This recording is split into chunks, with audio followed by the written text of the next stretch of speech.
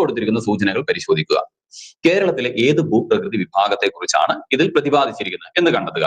പെട്ടെന്ന് കമന്റ് ചെയ്തോ, എല്ലാവരും ഒന്ന് കമന്റ് ചെയ്യാം. അപ്പൊ ഇത് ഏത് ഭൂപ്രകൃതി വിഭാഗത്തെ കുറിച്ചാണ് പറയുന്നത്? അതിൽ ഒന്നാമത്തെ സ്റ്റേറ്റ്മെന്റ് കേരളത്തിന്റെ കിഴക്ക് ഭാഗത്തായി സ്ഥിതി ചെയ്യുന്ന കേരളത്തിലെ ഭൂവിസ്തൃതിയിൽ 48% ഈ വിഭാഗമാണ്. കേരളത്തിലെ നദികളെല്ലാം ഉത്ഭവിക്കുന്ന ഭൂപ്രകൃതിയാണിത്.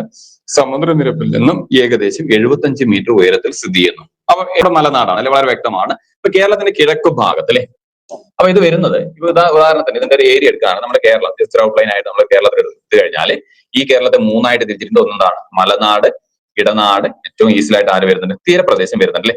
അപ്പൊ ഏറ്റവും ചെറിയ ഭാഗമാണ് ഈ കാണുന്നതാണ്, കടലിനോട് ചേർന്നിട്ടുള്ളതാണ് തീരപ്രദേശം.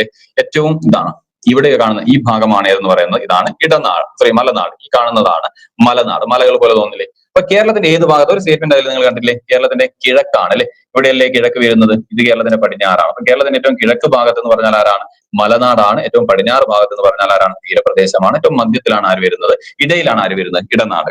അപ്പം കേരളത്തിന്റെ ഏറ്റവും കിഴക്ക് ഭാഗത്തുള്ള ഭൂവിഭാഗം മലനാടാണ് അല്ലെ.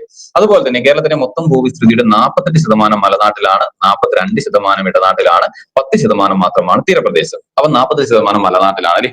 അതുപോലെ തന്നെ കേരളത്തിലെ 44 നദികളുടെയും ഉത്ഭവസ്ഥാനം പറയുന്നത് എവിടെയാണ്? അത് നമ്മുടെ മലനാട്ടിലാണ് അല്ലെ. അപ്പൊ ഒന്നാമത്തെ സ്റ്റേറ്റ്മെന്റ് എല്ലാവരും ആൻസർ ചെയ്തിട്ടുണ്ട്. അതിന്റെ കൃത്യമായിട്ടുള്ള ഉത്തരം എന്താണ്? ഒന്നാമത്തത് ആൻസർ വരുന്നത് ഏതാണ്? മലനാടാണ്, മലനാട്.